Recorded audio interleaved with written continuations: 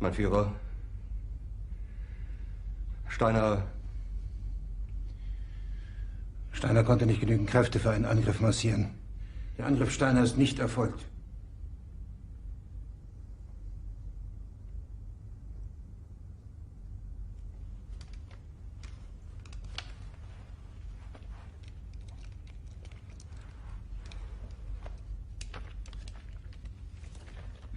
Es bleiben im Raum Keitel, Jodl, Krebs und Burgdorf.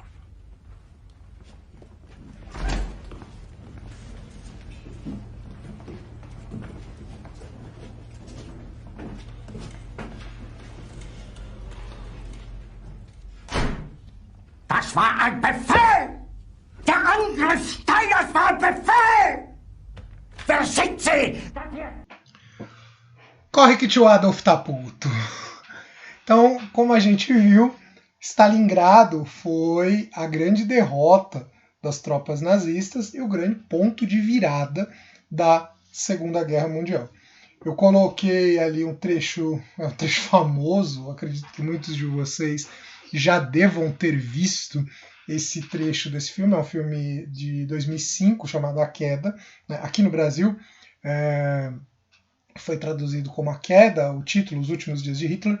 É um filme de 2005 e ele retrata exatamente os últimos dias do Hitler, no momento em que Berlim está sitiada pelos soviéticos, que é o que a gente vai falar um pouco hoje, nessa última videoaula.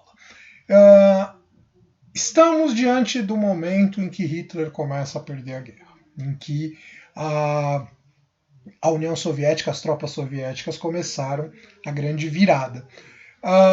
Enquanto Hitler tá puto, a cena ali não é exatamente do momento em que Stalingrado caiu, né, ou melhor, Stalingrado se recuperou, porque cai é quando cai diante do inimigo. Não é quando o Stalingrado foi salva, é muito mais pra frente da guerra, praticamente quando a guerra já tá perdida. Mas eu acho que ajuda bem a gente entender. E outra, como é um trecho que muita gente já viu, a gente tem memes e tudo mais com esse vídeo, acho que vale a pena começar com ele. Eu vou colocar na descrição a cena completa, né, com legenda, e vou colocar também o link que tem aqui no YouTube mesmo do filme completo. Quem tiver interesse, quem nunca assistiu, vale a pena. É um filme pesado, né? Ele não é um filme fácil de se assistir, porque além, até pelo fato que é longo, mas eu acho que vale bastante a pena pegar para entender o que foi a Alemanha nos últimos dias do Hitler, e todo o cenário que a Alemanha viveu. Enquanto o Hitler estava vendo a situação da sua derrota, Stalin estava ali na União Soviética dizendo: é hora de dar voadora em nazista até fazer a suástica virar catavento. Não, Stalin não falou isso. Isso é uma expressão que a gente costuma usar. Se vocês pegarem, vocês vão encontrar essa expressão na internet. É muito usada para representar a luta antifascista. Mas Stalin poderia ter dito isso. A verdade é que assim começa a reação. As tropas soviéticas começam a avançar. Então, vamos lá, vamos olhar aí os tópicos, conforme eu tenho colocado agora nesse novo esquema de vídeo, né? Então, a frente oriental vai ser liderada pelos russos, pelos soviéticos. Vai acontecer nessa segunda fase da guerra, de 43 para frente, vai acontecer a mesma coisa que aconteceu na Primeira Guerra. A Alemanha vai se ver numa guerra diante de duas frentes. Na frente ocidental, vai ter que lidar com a reação dos ingleses e dos americanos, e depois também dos franceses, e de outras tropas que vêm junto. Por exemplo, a própria FEB, que a gente falou lá, como eu falei, eu vou falar um pouco mais dela. Vai ter lutas no norte da África e lutas no Oriente, lá no leste europeu, com os soviéticos liderando.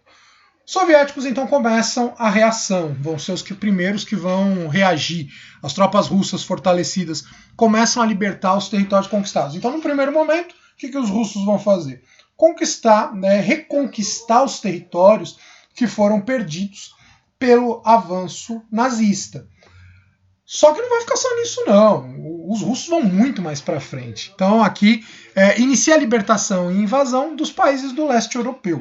Então os soviéticos, com o seu gigantesco exército, com toda a sua força, vai vindo com tudo lá da União Soviética até a Alemanha para pegar a cabeça do Hitler. É isso que o Stalin quer. Stalin tá putaço também, mas agora tá putaço vencendo a guerra.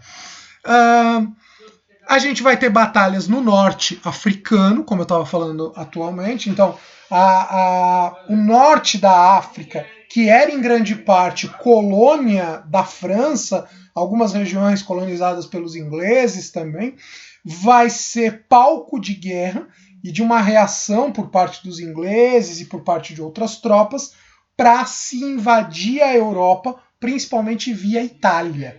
Então, vai ser vai começar a derrota dos Afrika Korps, que é essa junção aí de tropas nazistas com tropas italianas, principalmente nas colônias francesas. E o grande general que vai estar à frente das Afrika Korps é o general Rommel, um general alemão, mas óbvio, ele vai ser aos poucos derrotado pelos ingleses. Então, vai acontecer então o desembarque na Sicília por parte das tropas aliadas. A Sicília é aquela ilha da Itália. Então, lembrando lá, o mapa da Itália lembra uma bota. O que seria a bola que a bota estaria chutando é a Sicília. Aqui é o primeiro momento em que os aliados começam a invasão contra a Itália, começam o ataque contra a Itália para poder reconquistar no lado ocidental. Então vejam só, as potências do eixo estão sendo comprimidas dos dois lados, vindo os soviéticos do lado leste e vindo do oeste as tropas aliadas de Inglaterra, França, né, a resistência francesa, os americanos. Então a coisa começa a ganhar força. A partir de 43 vem a grande derrota, começa a grande derrota. Ao mesmo tempo, a gente vai ter, só voltando lá no slide anterior, a gente vai ter a derrubada do Mussolini. O Mussolini vai ser derrubado do poder. Só que assim, o que vai acontecer?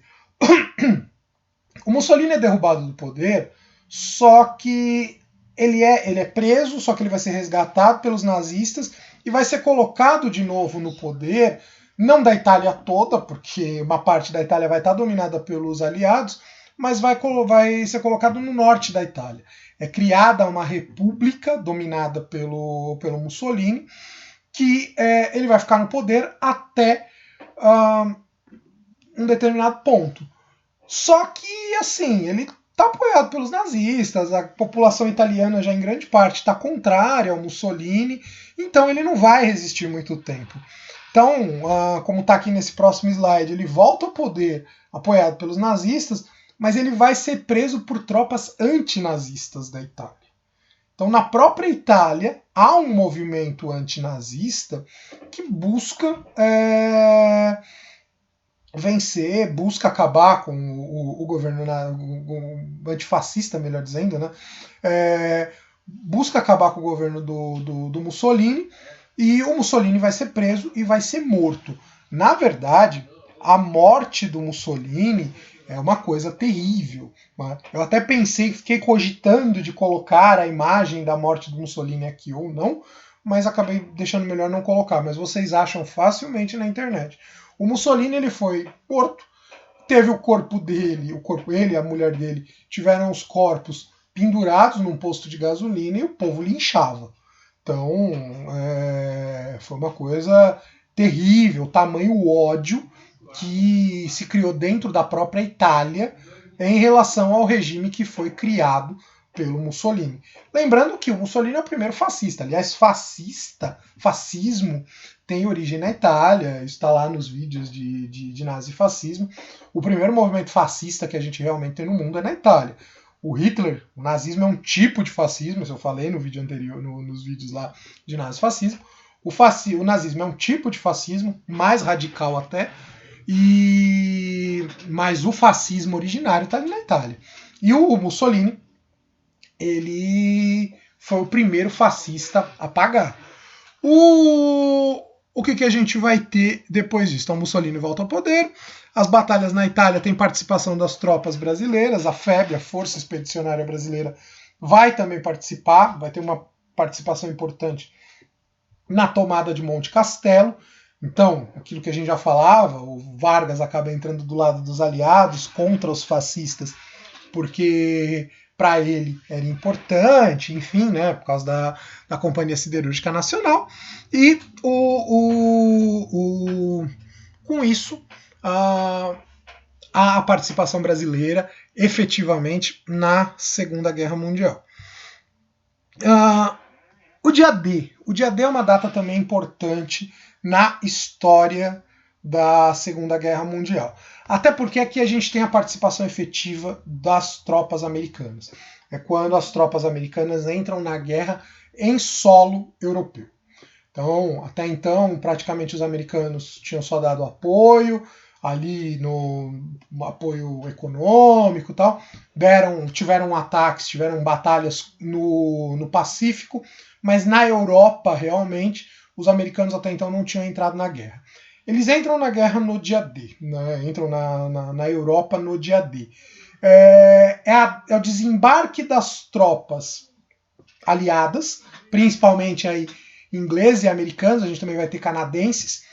Na região da Normandia, é uma região no norte da França, exatamente para libertar a França.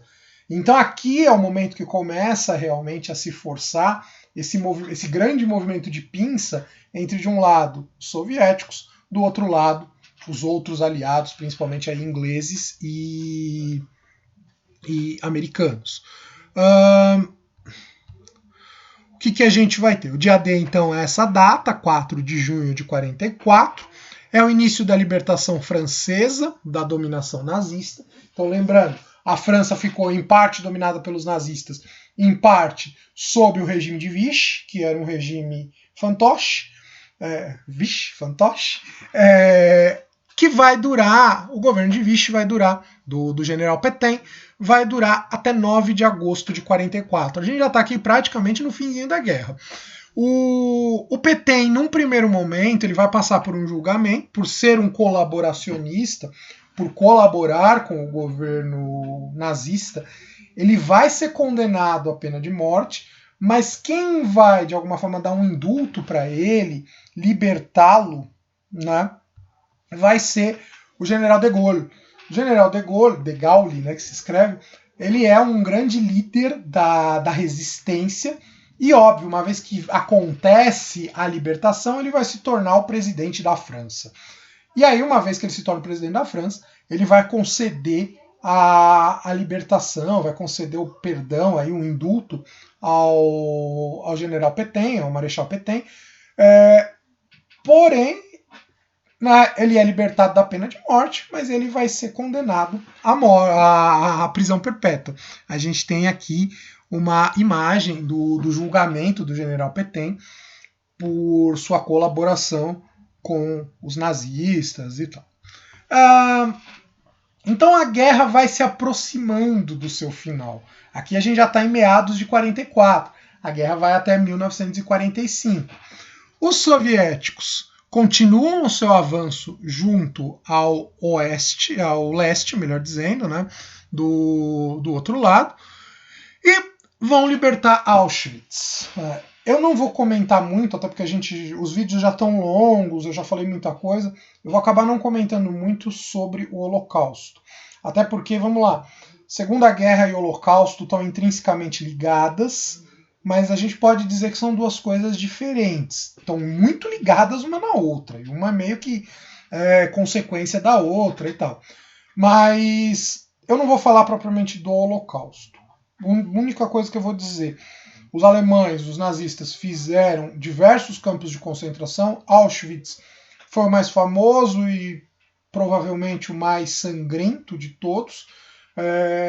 Muita gente morreu, muita gente, a gente tem uma média de que 7 milhões de pessoas, bilhões seria um montão, 7 milhões de pessoas teriam morrido nos campos de concentração de maneira geral, 6 milhões de judeus, e O campo de Auschwitz, que acabou ficando mais famoso, vai ser libertado pelos soviéticos, conforme vai acontecendo o avanço soviético. Em abril de 1945, os soviéticos cercam a cidade de Berlim. Então a cidade de Berlim vai ser cercada pelos soviéticos. Os soviéticos são os primeiros a chegar em Berlim. Berlim é a capital da Alemanha. O Hitler, antes da chegada das tropas aliadas na Alemanha, o Hitler determina que tem que haver resistência total, né? E nesse filme da queda, a gente vê como a gente não sabe até que ponto o filme realmente ele é real, ele é fidedigno ou não, mas eu acredito que sim, até porque é um filme alemão. Eles não teriam motivo nenhum para esconder a coisa. A gente percebe como Hitler acreditou até o último momento que haveria possibilidade da Alemanha sair vitoriosa. É claro que não acontece, né? Estamos já em abril, os soviéticos estão ali à porta, estão às portas da cidade e estão com sangue nos olhos. O Hitler acaba se matando no fim de abril, ele junto com a esposa e com Goebbels. Goebbels era o grande ministro da propaganda do Hitler. O Hitler se suicida e em maio a gente tem a chegada das tropas soviéticas finalmente a Berlim. Berlim é tomada pelos soviéticos. A gente tem uma imagem famosa de soldados soviéticos hasteando a bandeira da União Soviética, a bandeira com a cruz e o martelo, com a foice e o martelo, no Reichstag. O Reichstag é o conselho ali, é o prédio do governo, a sede do governo alemão. Então, é o momento em que finalmente a Segunda Guerra, os nazistas foram vencidos. Não dá para dizer que a Segunda Guerra acabou, porque ainda tem o Japão, que a gente vai falar um pouquinho dele daqui a pouco, para terminar esse vídeo. Mas, basicamente, a essência da Segunda Guerra acabou. Né? A grande força da Segunda Guerra acabou. E aí a gente tem essa imagem, e eu acho que vale a pena a gente vê-la junto com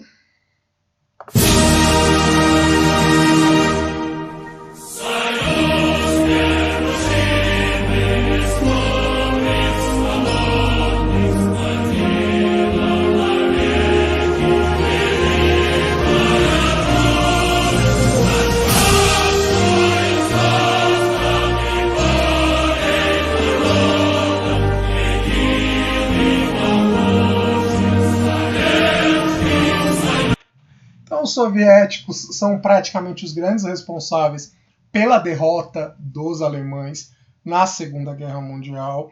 Né? A gente vê que assim as tropas dos americanos, dos ingleses tiveram uma importância muito grande na libertação da França, pois os americanos vão ter uma importância muito grande na rendição do Japão, mas basicamente quem realmente vence a guerra, ou pelo menos quem vence a Alemanha nazista, são os soviéticos. É uma grande vitória do povo soviético sobre o nazismo, sobre o fascismo. E isso vai ter consequências muito grandes para o mundo como um todo. Afinal, o que a gente vai ter? A gente tem as conferências que vão se formar na Segunda Guerra, no finzinho da Segunda Guerra, entre os grandes líderes que surgiram nas potências vencedoras, nas potências aliadas. De um lado, a Conferência de Yalta. Aqui a gente tem a imagem do Churchill, à esquerda de vocês, à esquerda do vídeo, do Stalin, à direita, e no meio ali é o presidente Roosevelt, presidente dos Estados Unidos, uma figura importantíssima para a recuperação dos Estados Unidos na crise de 29. E a gente vai ter, essa aconteceu no comecinho de 45, que é uma conferência já meio que determinando quais seriam os rumos após a vitória dos aliados na guerra. E a segunda conferência que a gente vai ter é Potsdam. Potsdam é a conferência que a gente vai ter de novo aqui, na mesma ordem, né? O Churchill, à esquerda, no meio o Truman, que era o vice-presidente do Roosevelt. O Roosevelt morre no meio do caminho aí. E o Stalin. O Truman, ele vai ser um personagem importante. Aqui, uma segunda imagem do Truman. O Truman ele vai ser uma figura importante na história da Segunda Guerra Mundial. Por quê? Porque ele vai ser o presidente que vai determinar o despejo, o envio, o ataque da bomba atômica nas cidades de Hiroshima e Nagasaki. Então, a União Soviética, os alemães são vencidos lá, principalmente pela União Soviética, no mês de abril, maio. A rendição dos soviéticos se dá em maio, a rendição dos soviéticos, a rendição dos alemães se dá em maio, os nazistas se entregam em maio. Porém, o Japão continua e a guerra se estende no Pacífico até agosto, na verdade até setembro. Só que em agosto, o que vai acontecer? 6 em Hiroshima, 9 em Nagasaki, 6 e 9 de agosto, os Estados Unidos vão jogar as 2 bombas atômicas. É o primeiro e único ataque de bomba atômica que a gente tem na história mundial até hoje. E assim, o Japão era uma potência que estava lutando sozinha. A Itália já tinha sido vencida, a Alemanha já tinha sido vencida. O Japão não ia aguentar mais muito tempo a guerra. Essa é que é a verdade. Não havia necessidade de se jogar a bomba atômica. E o que é pior, quando os Estados Unidos, quando Truman decide atacar o Japão com a bomba atômica, as outras potências não sabiam de que os Estados Unidos já tinha o domínio da bomba atômica e que iria usá-la. Então, o que na verdade acontece? A teoria mais aceita hoje é que assim, isso foi um recado para a União Soviética. Afinal, os grandes vencedores dos nazistas, os grandes vencedores, quem realmente fez praticamente todo o trabalho de vencer os nazistas, foi a União Soviética. Os Estados Unidos teve uma participação bastante secundária na Segunda Guerra Mundial. Tanto que eu começava lá no primeiro vídeo falando que a gente tem na cultura estadunidense vindo muito essa coisa da participação dos americanos na guerra. Mas assim, quem venceu realmente Hitler foram os soviéticos. Volto a dizer, não é que os Estados Unidos não tiveram importância, mas a grande importância, os que realmente tiveram força, foram os soviéticos. Eu estava vendo esses dias, tem um documentário, é antigo, então assim, preto e branco e tal, mas tem um documentário na Netflix chamado Batalha na Rússia, que é um documentário norte-americano, provavelmente ali do finzinho da guerra, logo depois da guerra, em que eles elogiam o grande engajamento dos soviéticos para a derrota dos nazistas. Então, assim, quem realmente fez o grande trabalho foram os soviéticos. Até porque, como eu já disse, tiveram que se reconstruir ali durante a própria guerra, se preparar para poder vencer. Conseguiram, venceram. A gente vai ver que o que vai vir depois da Segunda Guerra vai ser o grande momento de oposição entre soviéticos e americanos. Basicamente com isso, então, eu vou encerrando esse 4º vídeo da Segunda Guerra Mundial. E a gente não vou falar das consequências, afinal vão haver diversas consequências. Nós estamos falando do maior conflito armado em que teriam morrido de 70 a 85 milhões de pessoas, os números que eu vi, fazendo a pesquisa para poder preparar essa aula. Então, morreu muita gente, foi com certeza o conflito que mais matou gente. A maior parte dos que morreram foram os soviéticos, mostra o envolvimento da União Soviética na guerra, e isso mostra também o quanto esse evento foi importante. E aí, nas próximas semanas, eu vou falar um pouquinho das consequências da guerra. Foram 4 vídeos hoje, e alguns vídeos aí sairão até mais longos do que geralmente eu faço. Na próxima semana, para dar um descanso para vocês de 9º ano, eu não vou lançar vídeo de história. Não vou lançar vídeo endereçado para vocês. Então, na outra semana, eu pretendo fazer 2 vídeos, um falando da volta do Getúlio ao poder e o outro falando das consequências aí da Segunda Guerra Mundial. Então, com isso eu termino. Espero que tenha ficado claro esse momento. E para mim é bastante importante, é até satisfatório ter feito esses vídeos, porque a Segunda Guerra Mundial é um evento importantíssimo, extremamente traumático, mas importantíssimo quando a gente fala de história do século XX. Então, com isso, eu encerro.